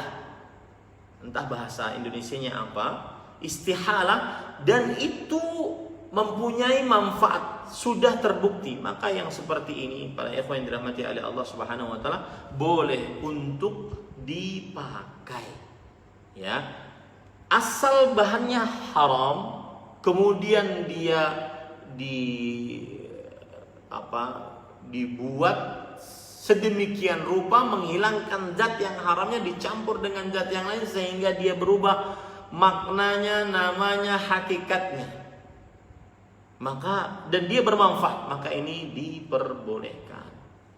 Yang keempat yaitu bahannya berbahaya dan juga haram. Dan juga tidak diyakini manfaatnya. Ya, tidak diyakini manfaatnya. Maka yang seperti ini para ikhwan yang dirahmati oleh Allah Subhanahu wa taala, ini tidak diperbolehkan untuk diambil sebagai vaksin. Jadi beberapa poin: berbahaya, haram karena najis, kemudian tidak diyakini manfaatnya, terjadi perbedaan pendapat di antara para ahlinya. maka tidak diambil sebagai vaksin. Terakhir, saya ingin mengatakan tentang vaksin. Yang pertama yaitu kembalikan permasalahan ini kepada ahlinya. Ya, salah satu tanda hari kiamat adalah idza wusidal amru ila ghairi ahli. Jika diberikan perkaranya kepada bukan ahlinya, silahkan yang ahlinya untuk mengeluarkan pendapatnya secara resmi, ya, apakah dia halal, kemudian baik, setelah itu baru bisa dikonsumsi untuk siapa saja, maka silahkan. Dan yang bukan ahlinya berdiam diri, man samata naja, siapa yang diam dia selamat daripada dia sok tahu, daripada dia berbicara yang tidak dia ketahui. Allah Subhanahu wa taala berfirman, "Wala taqfu ma laysa laka bihi, inna sam'a wal basara wal fuada kullu ulaika kana anhu mas'ula." Sesungguhnya pendengaran, penglihatan, hati akan ditanya oleh Allah Subhanahu wa taala. Maka jangan berbuat kecuali di atas ilmu pengetahuan. Maka saya nasihatkan terakhir, jangan berbicara kecuali yang ahlinya. Jika ahlinya sudah memberikan rekomendasi, maka silahkan kaum muslimin untuk memakainya. Wallahu a'lam. Ini yang bisa saya sampaikan, dan sudah lumayan kita sudah berbicara ya. Sudah berapa lama tuh? Ya. Tidak terasa. Mohon maaf kalau kelamaan. Ada kalau baik, jazakallahu khairan Ustaz, barakallahu fikum. Selanjutnya izin membacakan beberapa pertanyaan yang sudah masuk Ustaz. Sebentar. Baik. Ini pertanyaan dari Bapak Fadli Halim Ustaz. Beliau sepertinya salah satu ikhwan kita yang bekerja di tambang, di mana untuk masuk ke dalam pekerjaannya harus dilakukan tes PCR terlebih dahulu agar memastikan beliau tidak terkena. Akan tetapi ini pertanyaannya, sholat di dalam masjid, di dalam site tersebut saf sudah rapat dan tidak menggunakan masker, apakah itu lebih utama atau tetap mematuhi protokol kesehatan Ustaz? Mungkin maksudnya kalau beliau belum dipastikan PCR-nya negatif, apakah beliau boleh ikut sholat di masjid berjamaah dengan teman-teman yang lain, atau terlebih dahulu mungkin sholat sendiri-sendiri Ustaz dalam kondisi wabah seperti ini? Bismillah, walhamdulillah, wassalatu wassalamu ala rasulillah wa ala alihi wa sahbihi wa man wala. Jika dalam keadaan masuk ke sebuah tempat dan sebelumnya sudah dilakukan tes PCR, swab, kemudian dinyatakan negatif, dan seluruh yang masuk ke dalam tempat tersebut adalah orang-orang negatif, maka tidak mengapa dia untuk sholat dengan rapat dan tidak menggunakan masker, tidak mengapa. Tetapi dengan syarat yang begitu ketat, yaitu tidak masuk kecuali orang-orang yang memang sudah tes swab ataupun PCR tadi. Tetapi jika kemudian ada yang saya Ustadz masih ragu dan saya akhirnya sholat di kamar karena keraguan saya, maka jawabannya tidak mengapa. Ini termasuk hal yang dimaklumi karena masih tersebarnya pandemi COVID-19, terutama di daerah-daerah yang dia dinyatakan masih tersebar meluas penyakit COVID-19. Wallahu a'lam. Jazakallahu khairan Ustaz. Pertanyaan selanjutnya dari Pak Agus Priyanto. Assalamualaikum warahmatullahi wabarakatuh. Mau bertanya, Ustaz, di masa pandemi ini banyak para tenaga kesehatan yang ahwat harus meninggalkan keluarga, dan bahkan ada beberapa rumah sakit memberikan penginapan untuk tenaga medis tersebut, sehingga tenaga kesehatan ahwat ini hanya pulang ke rumah seminggu sekali. Bagaimana pandangan Islam dalam hal itu? Karena ada hadis Rasulullah SAW berbunyi, dan wanita menjadi pemimpin di rumah suaminya dan dia akan diminta pertanggungjawaban mengenai orang yang diurusnya. Jazakallahu khairan. Bismillah, walhamdulillah, wassalatu wassalamu ala rasulillah wa ala alihi wa sahbihi wa man walah. Jazakumullahu khairan atas pertanyaannya. Jawabannya adalah jika suami memberikan izin dan rela haknya diambil, maka sang istri boleh untuk melakukan apa yang disebutkan di dalam pertanyaan. Karena suami lebih berhak atas istri dibandingkan yang lainnya, dan melayani suami lebih wajib dibandingkan dengan tugasnya sebagai tenaga kesehatan. Maka pada saat itu sang istri wajib minta izin dan minta rela dari sang suami. Dan ini juga berkaitan dengan keluar rumah. Rasulullah SAW bersabda, "Wala takhruj min baitihi illa bi idzni zawjiha." Dan tidak boleh keluar dari rumah suaminya kecuali dengan izin suaminya.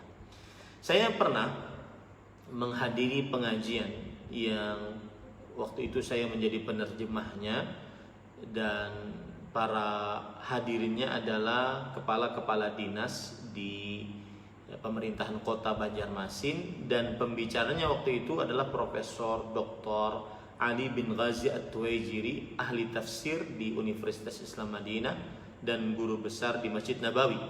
Beliau ditanya dengan pertanyaan yang hampir serupa, yaitu seorang perempuan kepala dinas pekerjaan umum di pemerintahan kota Banjarmasin. Kemudian suatu malam terjadi jalan diruntuhi oleh pohon yang roboh. Ya, pohon roboh di tengah jalan. Otomatis sebagai kepala dinas pekerjaan umum dia harus turun keluar. Maka Syekh pada waktu itu menjawab bahwa dia keluar pada saat itu adalah sebuah kewajiban, karena dia terikat dengan pekerjaan di kantornya pada saat itu.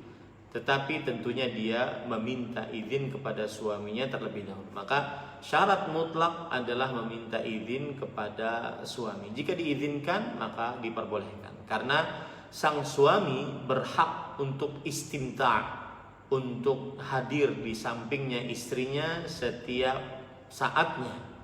Maka pada saat itu jika sang istri berhalangan, dia minta izin, minta halal, minta ridha, maka insya Allah tidak mengapa. Wallahu a'lam. Mungkin pendalaman pertanyaan barusan Ustaz, jika dan kemudian ternyata itu oleh rumah sakit,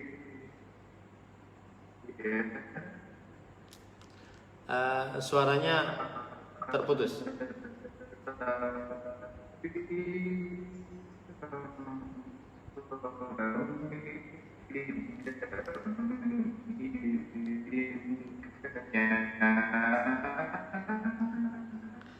Baik, mungkin kita mulai dari WA ya.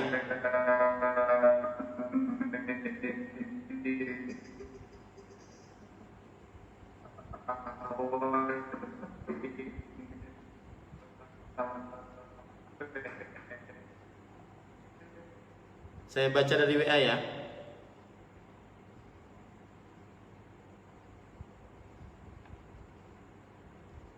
Baik.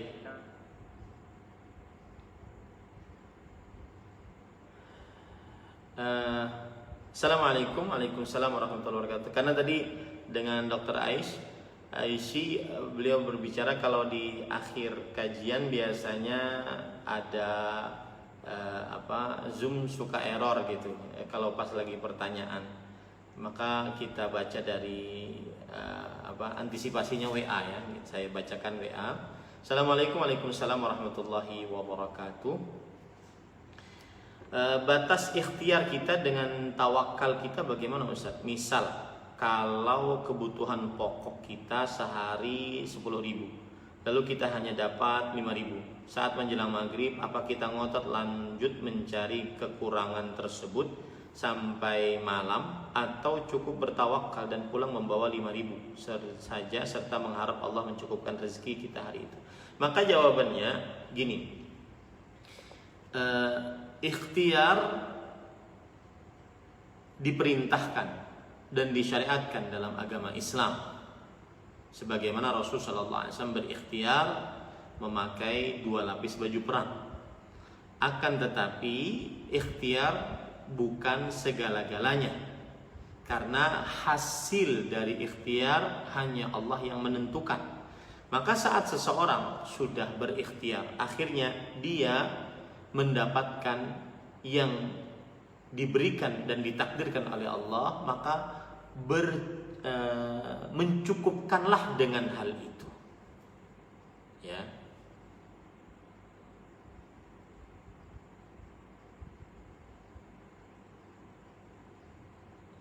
Suara saya masih bagus atau gimana, Dokter Aisyah? Saya disuruh keluar dulu atau gimana?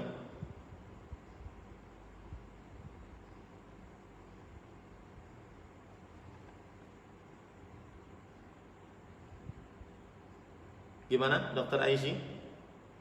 Gimana, Dokter Aisyah? Saya keluar dulu, baru nanti masuk. Keluar dulu baru masuk lagi gitu. Coba ya. Ya.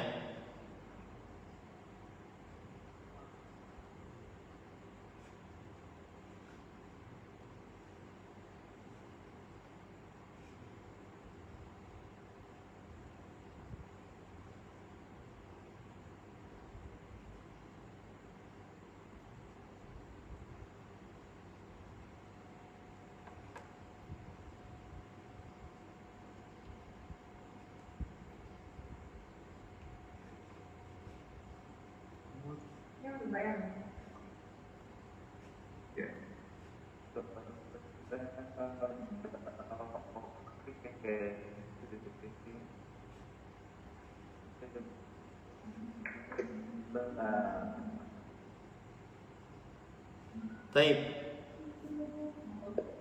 Ya. Saya bacakan dari WA saja ya. Gitu ya.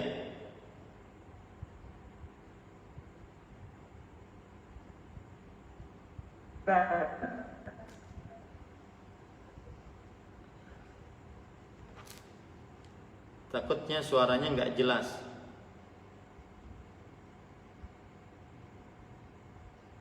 Suara saya jelas nggak? Bukan seperti robot. Karena kalau pertanyaan, kalau suaranya nggak jelas, khawatir nanti jawabannya kurang diserap dengan baik. Baik, saya lanjutkan sekarang. Baik, saya lanjutkan. Jadi ikhtiar disyariatkan. Lalu setelah berikhtiar, kemudian mendapatkan apa yang ditakdirkan oleh Allah, maka berusaha mencukupkan dengan itu. Ketika seseorang kebutuhannya 10.000, lalu dia ikhtiar, ternyata dapatnya cuma 5.000, maka cukupkanlah dengan itu. Ya, niscaya Allah Subhanahu wa taala memberkahinya.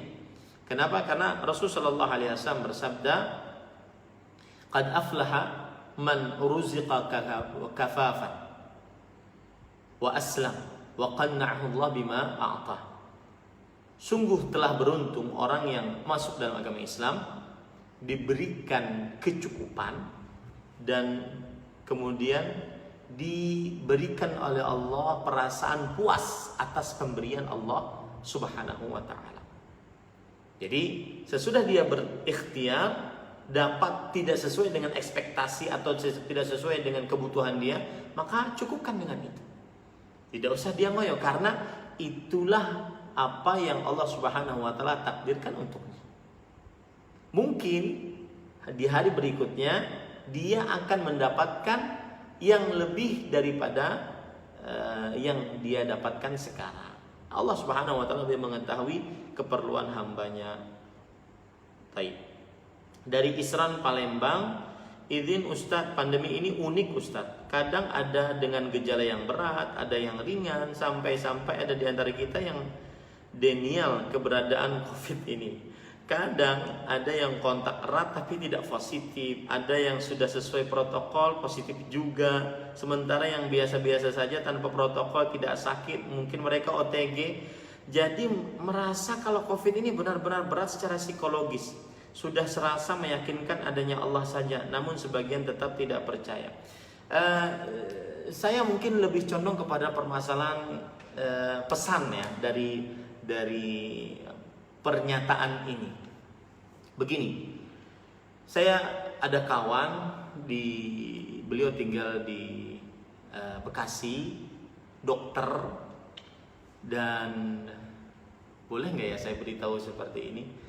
Tapi ya yang jelas seperti itu, ada kawan dokter di Bekasi, beliau setiap hari mungkin 2 bulan, sebulanan atau 2 bulan yang lalu beliau cerita 3.000 ada orang yang ke saya Ustadz, dan mungkin orang sebagian pakai APD Ustadz, saya mungkin tidak, kata beliau seperti itu. Tetapi saya ingin pesan Ustadz, kata beliau, dan beliau pernah beberapa kali sharing di rumah sakit rujukan di ibu kota. Saya ingin Ustadz nanti sampaikan kepada para tenaga kerja kesehatan terutama, agar mereka satu Ustadz, zikir pagi, zikir sore. Dan alhamdulillah sampai detik ini beliau setiap kali 2 pekan sekali beliau swab gitu ya, tidak pernah terpapar COVID.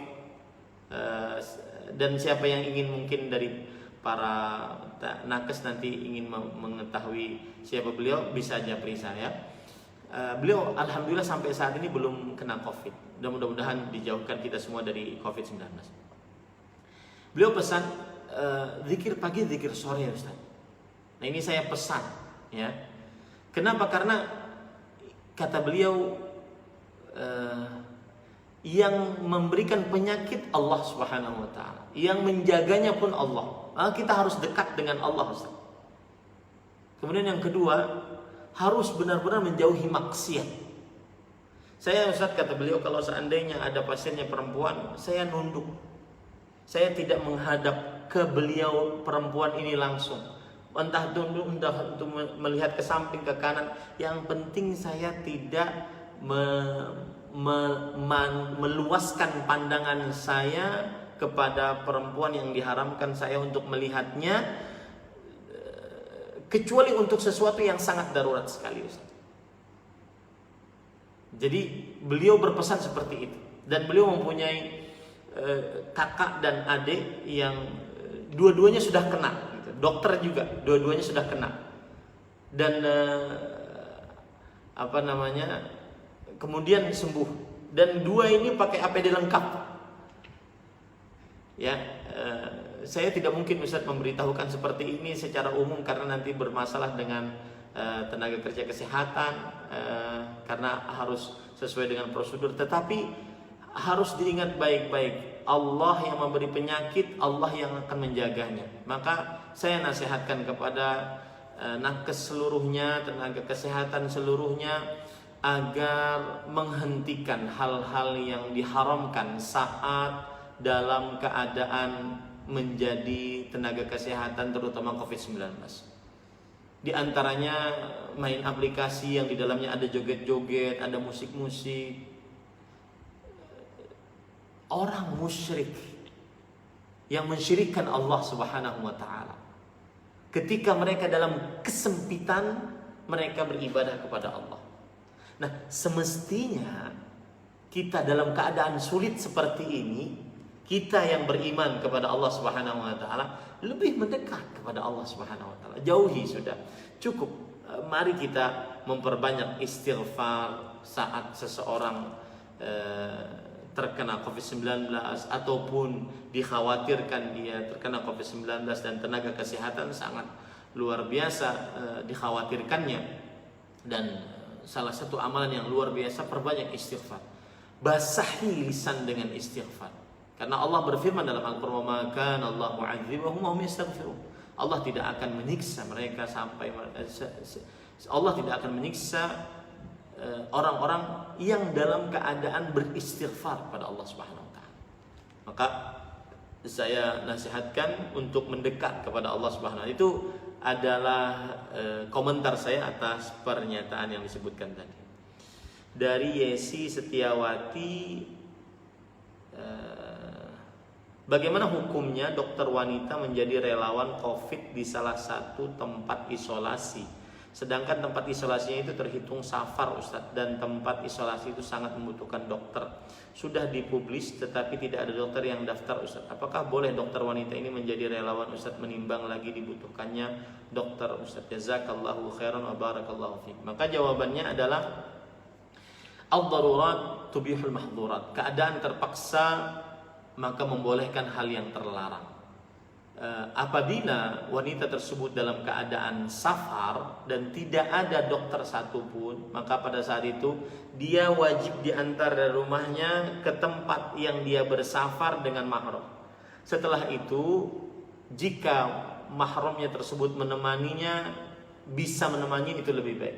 Tapi jika tidak bisa, asalkan dia mempunyai tempat yang aman dan juga terjaga kesuciannya, maka diperbolehkan insya Allah.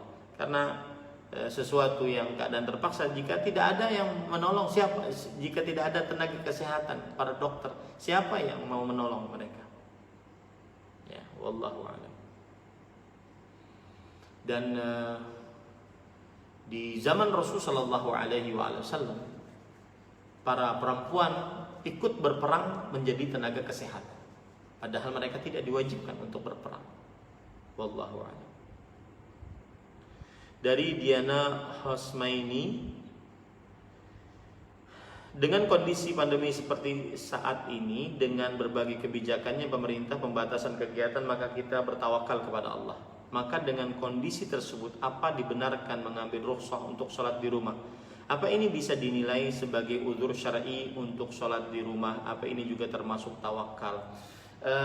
Saya di awal-awal pandemi COVID-19 sudah tersebar video saya tentang ini, dan saya sadur itu dari fatwa Syekh Saleh Al-Utsaimin, salah satu anggota Majelis Ulama Besar Kerajaan Arab Saudi.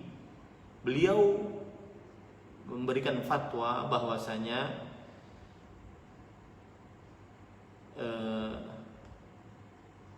sholat berjamaah disyariatkan bagi laki-laki, dan hukumnya yang paling kuat adalah wajib. Tetapi jika di daerah tersebut tersebar penyakit mewabah, maka menjaga nyawa lebih utama. Jika di daerah tersebut tersebar penyakit mewabah, maka menjaga nyawa lebih utama. Ini satu. Yang kedua, seorang yang dikhawatirkan karena dia punya penyakit bawaan seperti penyakit-penyakit pada paru dan juga penyakit-penyakit lainnya yang sangat berbahaya apabila terpapar COVID-19, maka dia lebih diperbolehkan lagi untuk sholat di rumah karena menjaga nyawa lebih utama. Kemudian yang ketiga, apabila ada orang yang dia positif COVID-19, maka diharamkan baginya untuk sholat di masjid yang di dalamnya kaum muslimin yang belum terpapar, karena dikhawatirkan akan menularkan penyakit. Dan Rasulullah SAW bersabda, la dharar wa la dhirar, tidak ada bahaya dan tidak membahayakan. Kemudian yang keempat adalah bahwa di dalam agama Islam, kalau kita perhatikan syariat-syariat Islam dan dengan dalil-dalil syar'i dari Al-Quran dan hadis Rasulullah SAW, maka terkadang hak-hak Allah dikalahkan dengan menjaga nyawa manusia. Seperti misalkan dalam perihal puasa, Allah berfirman, "Faman kana minkum maridan aw 'ala safar fa'iddatun min ayyamin ukhra." Barang siapa yang di antara kalian sakit atau bepergian, maka boleh tidak berpuasa dengan mengqadha di lain hari. Ini untuk menjaga nyawa. Hak Allah dikalahkan untuk menjaga nyawa. Nah, ini wallahu a'lam. Nah, apakah ada hal yang menjadi penghalang ketika kita yakin dalam pemahaman kita sudah menerapkan konsep tawakal? Jawabannya ada banyak. Ya, di antaranya adalah terlalu bersandar terhadap sebab sehingga lupa yang menjadikan sebab tersebut bermanfaat dan menjadi sebab, benar-benar sebab, yaitu Allah Subhanahu wa taala. Terlalu bersandar kepada sebab, ya. Yang kedua adalah terlalu sebelumnya saya ingin mengingatkan, sebab itu ada dua macam ya yang diperbolehkan. Sebab syar'i yang berasal dari Al-Qur'an, hadis Rasulullah SAW. Yang kedua, sebab namanya istilahnya dalam bahasa akidah sebab qadari, yaitu sebab yang sudah terbukti. Seperti vaksin ini, sebab sudah terbukti, diuji klinis beberapa kali sampai terbukti untuk orang yang umurnya dari umur sekian sampai sekian, maka dia diperbolehkan untuk divaksin, sudah terbukti. Ini namanya sebab qadari, maka itu diperbolehkan. Selain itu maka tidak bisa dijadikan sebagai sebab. Nah, sebab yang ketiga yang menjadikan orang dia keliru dalam konsep bertawakal adalah dia pasrah tadi, modal nekat. Dia kira bahwa dia sedang bertawakal kepada Allah Subhanahu wa taala. Wallahu a'lam. Dari Prayogi Husada, aku di sini bersama teman-teman di perantauan Taiwan yang mulai gajian besok ada rencana menyisihkan sebagian dari gaji kami setiap bulannya yang niatnya nantinya untuk membantu para du'afa atau yang membutuhkan ataupun yang seperti sekarang di Indonesia banyak musibah banjir dan semisalnya. Begini Ustaz, ada salah satu teman yang memberi masukan agar uang itu tidak mengenal lama. Disarankan agar uang itu dimanfaatkan misal untuk membeli minyak wangi atau benda lainnya yang nantinya dijual ke orang-orang, dan otomatis nanti uang itu kan menjadi bertambah dari sisi pokok dan tambah keuntungan penjualan. Apakah itu boleh, dan apakah kalau anggota yang ikut menyisihkan juga boleh ikut jual beli? Maka jawabannya ini lagi rame ya, ngumpulin donasi dan pada saat itu dia juga sebagai penjual. Maka tidak diperbolehkan pada saat yang bersamaan menurut mazhab yang 4 untuk menjadi pembeli dan penjual sekaligus. Tidak diperbolehkan. Ya, untuk menjadi pembeli dan penjual sekaligus. Itu satu. Yang kedua, apabila ada pengumpulan donasi, maka itu adalah amanah. Maka wajib ditunaikan amanah tersebut, diberikan segera mungkin kepada yang diniatkan untuk dikumpulkan donasi atasnya, ya. Jadi tidak diperjualbelikan seperti itu. Wallahu a'lam. Dari Edi Kurniawan, ada koperasi yang meminjamkan tanpa riba, namun ada biaya administrasi 200.000 berapapun besar pinjamannya. Apakah hal itu diperbolehkan? Maka jawabannya, ditanya apa yang dimaksud dengan biaya administrasi, untuk apa administrasi? Karena kalau seandainya administrasi 200.000 untuk satu orang itu sudah lumayan banyak, apalagi 10 orang sudah 2 juta, 100 orang 200 juta.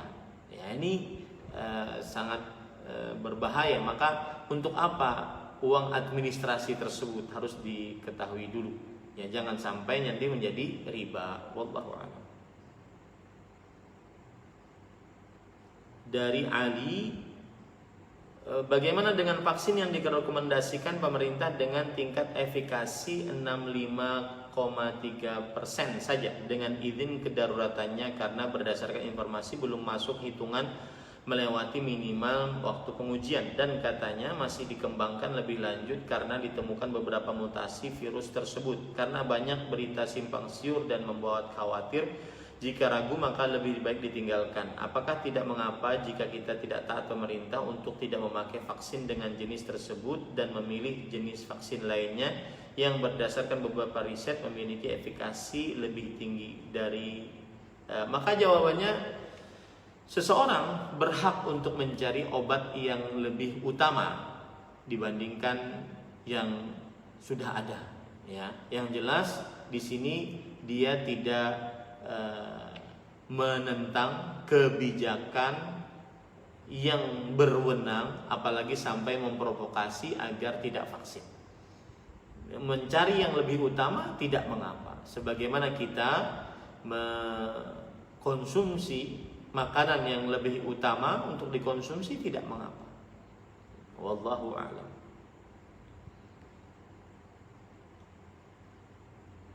Izin bertanya, adakah amalan yang bisa dilakukan agar hati tenang untuk tetap tawakal kepada Allah? Maka jawabannya, ya, sebagaimana Rasulullah SAW, kemudian Nabi Ibrahim alaihissalam menghadapi kesulitan hidup ketika beliau perang Uhud, beliau terdesak. Ketika Nabi Ibrahim dimasukkan ke dalam api, beliau sangat-sangat terdesak. Maka beliau mengucapkan hasbiyallah wa ni'mal wakil, hasbiyallah wa ni'mal wakil. Saya ingatkan bahwasanya berzikirlah kepada Allah, niscaya hati akan tenang. Ala bidzikrillahi tatma'innul qulub. Ingatlah, dengan berzikir kepada Allah maka hati akan tenang. Wallahu a'lam.